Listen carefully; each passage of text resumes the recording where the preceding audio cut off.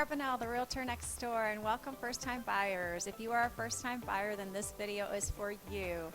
Buying a home is a very exciting time, but there are so many steps to it. So here's a little overview of what to expect. The most important thing, first and foremost, is to check your credit.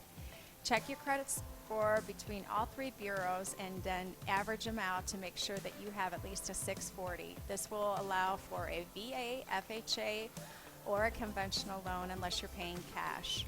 Check your credit history. Make sure there's nothing on there that's been there for years that should have been taken off, or something that's somebody else's.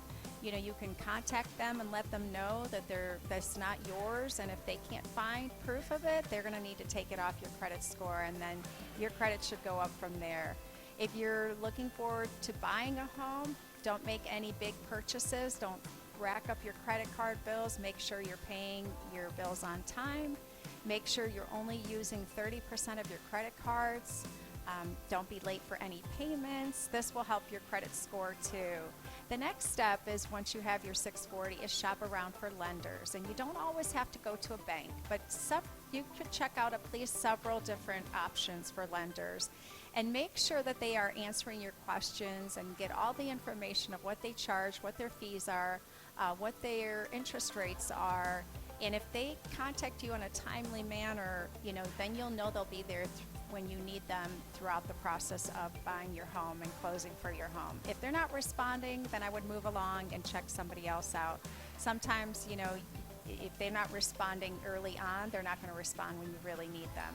And when you do this loan and go through a process, you have to be timely, and you want to make sure that they're doing everything they need to do. So what they'll do is, if you finally find your lender, you'll want to get a pre-approval letter. They're going to ask you for some information as to what your debt is and what your income is. And once you get a pre-approval letter, this will be something that you want to give to your realtor so that they know the price to stay in line with. Now, this is a pre-approval letter. It doesn't mean you're approved for the loan. It just means, based on what you told them, based on a few questions and answers that you gave them, you are conditionally approved, but not 100%. That happens once it goes to underwriting and they see all your pay stubs and your tax returns and your debt and your credit card bills, and they'll ask you for all that information. So make sure you have all that paperwork on hand, and the sooner you get all that paperwork done, the sooner you'll know if you're approved or not. So they're going to ask you for all kinds of information throughout the loan process, especially when you get to the end at closing. They may ask for some of this again. So always keep it on hand, your last 2 years of your tax returns, last 2 months of pay stubs, and your last 2 months of your bank statements. This way they'll know where the money's coming from when you're making those payments for closing costs and or deposits or down payments. As a first-time buyer, there are lenders who do give first-time buyers assistance, but you need to qualify for those, and you can ask the lenders if they do that. We also at Your Home Sold Guaranteed Realty have some lenders who do offer first-time buyers programs assistance, where they help you with the down payment. So ask us about that at the end of this video. I will give you a phone number so you could reach out to us, and we'd be happy to give you those lenders' names and numbers so that you could ask for those down payment assistance. But you're going to need at least a 640 credit score. I know that for sure. So once you have the credit score where it needs to be, and you have a lender that you like, that you trust, that's contacting you, then you need to find a realtor, and you're going to want to definitely talk to a few different realtors, somebody that you're comfortable with, somebody that's giving you information on what's going on with the market and any questions that you may have. You can discuss what you're looking for, whether it's a single family home or a townhome or a condo. What are the must-haves in the home or a townhome? Do you want a fence? Do you want a porch? Do you need a gated community? Do you want a pool? Do you want a community pool? Our school system's important. What locations do you want to be in? Do you want to pay for an HOA or a CDD, or do you want to be out in the country and not have any HOAs? There's pros and cons to all of these.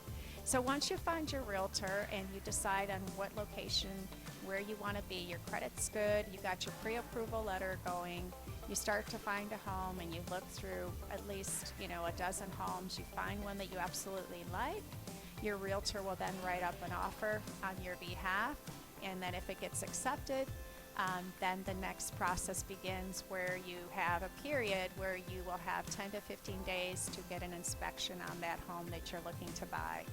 You will hire that inspector, or we can give you an inspector that we've worked with in the past. Make sure that they're bonded and insured, because they are responsible for any findings and everything that they have put on there, and you can always ask them any questions. They will look at the home from top to bottom, how the AC is, how is the roof, the electrical, the plumbing, the appliances, how is the foundation. Basically check everything on the home, and you're going to get at least a 20-page report on it, and you're going to be like, oh my gosh, how am I going to read this report? There's so much on here. But typically we don't go into repairing little things like wear and tear or cracks in the driveway. We only look for major things that would give a lender cause to not give you the loan, like things like a roof that needs to be repaired that's damaged, or perhaps AC that's not working, or plumbing, if the plumbing and the pipes are really, really old and they're giving them trouble, or electrical in the electrical box, things like that. But if there's like hairline cracks of the driveway, or the windows aren't the newest and greatest, that's okay. Some of those things are not going to be an issue. But you will get that report, and once, if there are any issues, major issues that we feel that the lender is not going to move forward with, the homeowner can repair those and choose to repair those, and then once they do, they can give you documentation that they took care of those. And then afterwards, you move forward and you go to an appraisal. The lender will bring in an appraiser to make sure that the house is worth what you're paying for, and once you get that approved, then you go into the next step, and the next step will be, you're prior to closing, you're going to get some information from the lender as to what you're going to need to bring to closing. Are you, the down payment amount, what are you paying for, what is your mortgage going to be, all kinds of information. Do you need PMI insurance, all that, and they will go through that with you, and they should be able to explain anything that you may have a question on at that point. And then 2 days before closing, we like to walk through the property and take a look at it to make sure that everything is good to go and is what it was the last time you saw it. And of course, not with the furniture of the owners there. They're not going to be having any of their things in there, but just to walk through and give you peace of mind that the home is how it was when you saw it. So, and then you go to the closing, and the closing will be at a title company or sometimes at an attorney's office. More than likely it'll be at a title company, and they will go through your loan with you and all the information, and it will take about an hour. You definitely need to bring your driver's license there, and a good hand, because you're going to be signing a lot of documents. And typically a realtor is with you. I have gone to many closings, and I've been to some closings where I wasn't able to be there because of COVID restrictions.